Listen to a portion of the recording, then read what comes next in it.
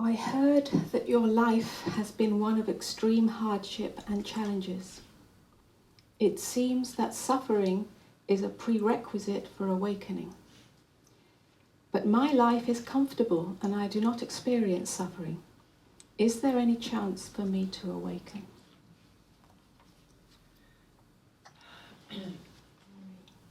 The deeper inquiry is what is the prerequisite for awakening. The deeper inquiry is an existential one.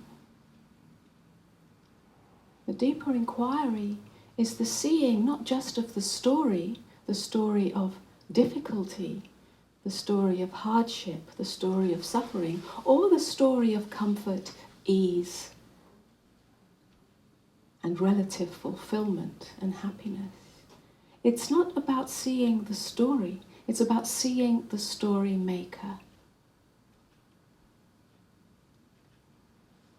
The one who stands on a platform of beliefs about life being bad, my life being bad, or my life being good. My life not giving me what I want, or my life giving me what I want. Anything that the self stands on in order to uphold itself as either this or that, happy or unhappy, successful or a failure, fulfilled or unfulfilled. Whatever the self stands on becomes the prison itself.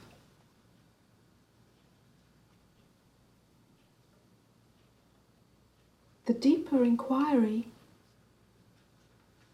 is about seeing whatever the circumstances are, whichever side of the coin, whichever side of the polarity they are manifesting as, seeing that we are a victim of our thoughts and beliefs and feelings about our story, whether it's negative or positive. We are victims not just when our story is bad, when our story is difficult, when our story is dark and challenging. We are victims whenever we believe, unconsciously, that life is doing something to us, either something bad or something good. We are victims when we either beg life to give us what we want, or we try to win over life to get what we want.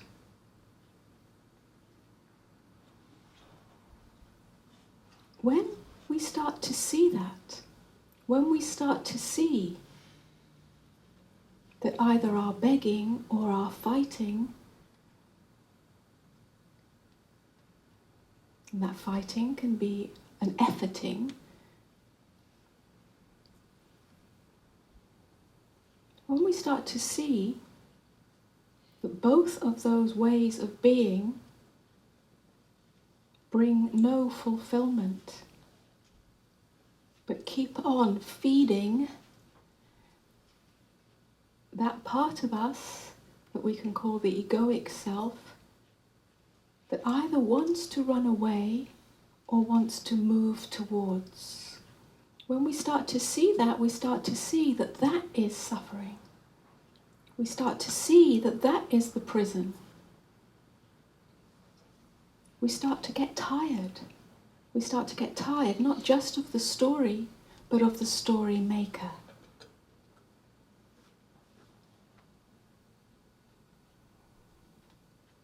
The me that stands outside of life, that stands separate from life.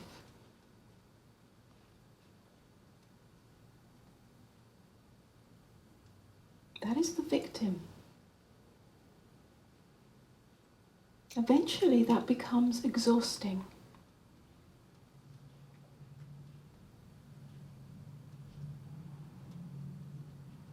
The attempt to either escape from pain, inner pain, emotional pain, psychological pain, the pain that arises when we believe ourselves to be a victim of life and bad things are happening to us, and I'm not good enough, I'm not strong enough, I'm not powerful enough, I'm not lucky enough.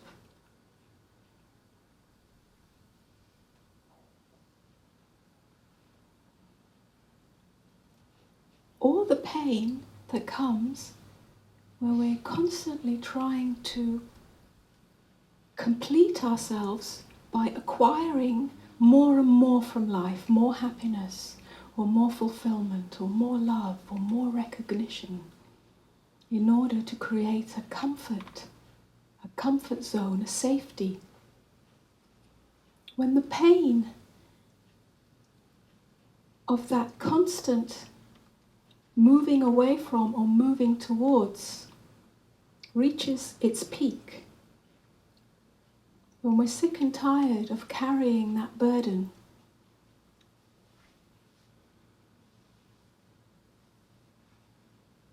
then there comes a tipping point.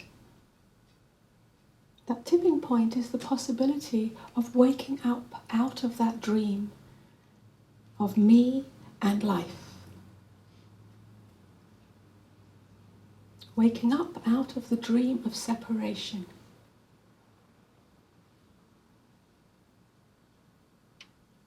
So it really has nothing to do with external circumstances,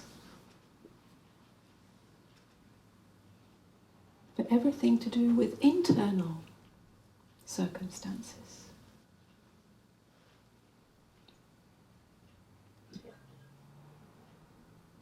When that tipping point comes, the invitation is for the me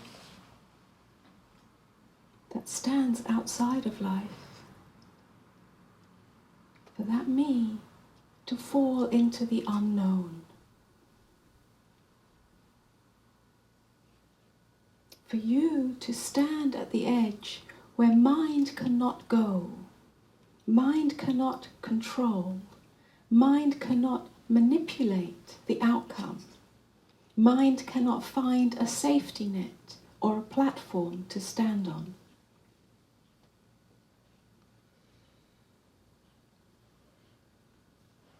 There is the possibility of the end of me, in which who you are as your true self becomes one with life itself. Now even that is easily misunderstood. The idea of merging into oneness, of waking up out of the dream of separation and becoming one with what is often construed by the mind as somehow you won't exist after that. And if I don't exist, then either life is very easy, or very blissful, or very strange. But the merging of self into the totality does not mean that who you are as a vehicle, as a mind-body vehicle, as a human being, ceases to exist.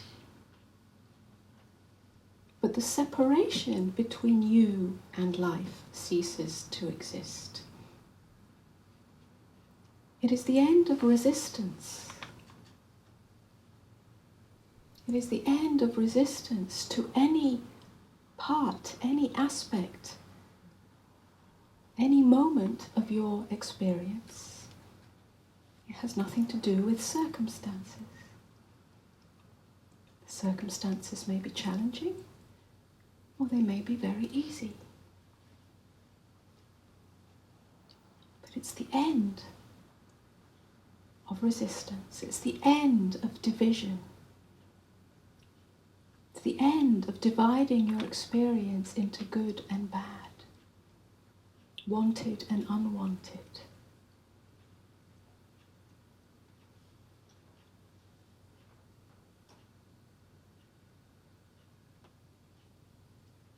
The end of resistance is freedom.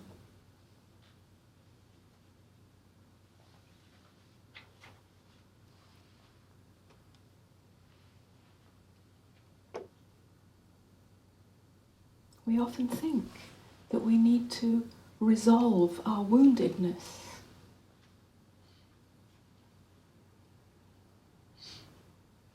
Get rid of certain beliefs, limiting beliefs.